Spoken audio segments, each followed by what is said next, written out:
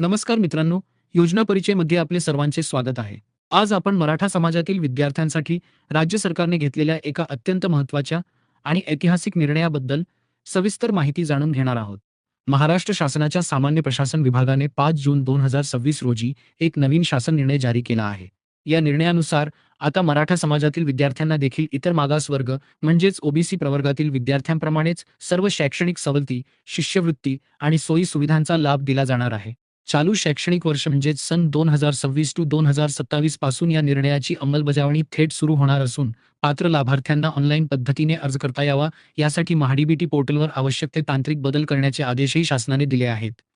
या शासन निर्णयानुसार मराठा समाजातील विद्यार्थ्यांसाठी ओबीसी प्रवर्गाच्या धर्तीवरील सर्व शैक्षणिक सवलती देण्याची आणि योजनांची अंमलबजावणी करण्याची जबाबदारी शालेय शिक्षण, उच्च व तंत्र शिक्षण, वैद्यकीय शिक्षण, कृषी आणि कौशल्य विकास यांसारख्या विविध प्रशासकीय विभागांवर देण्यात आली आहे. या अंतर्गत राज्यातील इतर मागासवर्ग प्रवर्गास लागू असलेली शालांत परीक्षोत्तर शिष्यवृत्ती योजना आता मराठा समाजातील विद्यार्थ्यांना देखील लागू करण्यात आली आहे. यासोबतच ओबीसी उमेदवारांसाठी असलेली मोटार वाहन चालक व वाहक प्रशिक्षण योजना आता नियोजन विभागामार्फत सारथी संस्थेच्या माध्यमातून मराठा समाजाच्या उमेदवारांसाठी राबविली जाईल. तसेच प्राथमिक, माध्यमिक व उच्च माध्यमिक वर्गातील विद्यार्थ्यांना लागू असलेली शिष्यवृत्ती योजना देखील आता मराठा समाजातील विद्यार्थ्यांना जशीच्या तशी लागू होणार आहे. व्यावसायिक शिक्षणाचा विचार केला तर शासकीय औद्योगिक प्रशिक्षण संस्थांमधील पीपीपी अंतर्गत जागांवर किंवा खाजगी ITI मध्ये प्रवेश घेतलेल्या मराठा समाजातील विद्यार्थ्यांसाठी व्यावसायिक प्रशिक्षण शुल्क प्रतिपूर्ती योजना कौशल्य विकास विभागामार्फत राबवली जाणार आहे. या व्यतिरिक्त राज्यातील अनुदानित व विना अनुदानित महाविद्यालयांमध्ये शिक्षण घेत असलेल्या विद्यार्थ्यांना लागू असलेल्या इतर 16 बाबींची फी प्रतिपूर्ती करण्याची योजना आता मराठा समाजातील विद्यार्थ्यांना देखील लागू केली जाईल.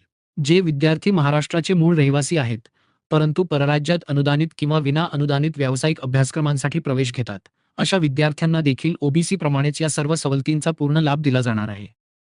अभ्यासक्रम आणि प्रवेश प्रक्रियेच्या बाबतीत सांगायचे तर ओबीसी प्रवर्गातील विद्यार्थी ज्या सर्व कोर्सेससाठी शैक्षणिक सवलती मिळण्यास पात्र आहेत, त्या सर्व अभ्यासक्रमांसाठी मराठा समाजातील विद्यार्थी देखील पात्र राहतील.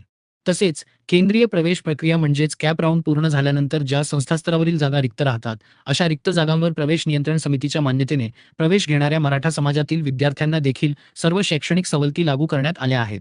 या निर्णयात एक अतिशय मोठी दीर्घकालीन तरतूद करण्यात आली आहे, ज्यानुसार भविष्यात ओबीसी प्रवर्गासाठी ज्या काही नवीन शैक्षणिक सवलती लागू केल्या जातील, त्या सर्व सवलती पुढील कोणताही नवीन आदेश न काढता मराठा समाजाला आपोआप लागू होतील.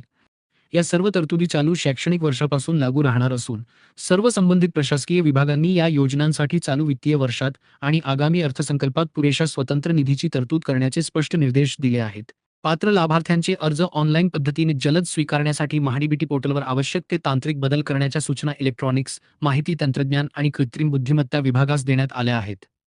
या सर्व योजनांच्या अंमलबजावणीचा सविस्तर आढावा घेण्यासाठी गठीत करण्यात आलेली मंत्रिमंडळ उपसमिती वेळोवेळी यावर देखरेख ठेवणार आहे आणि सर्व विभागांना या कामात पूर्ण गांभीर्य व दक्षता बाळगण्याचे निर्देश देण्यात आले आहेत.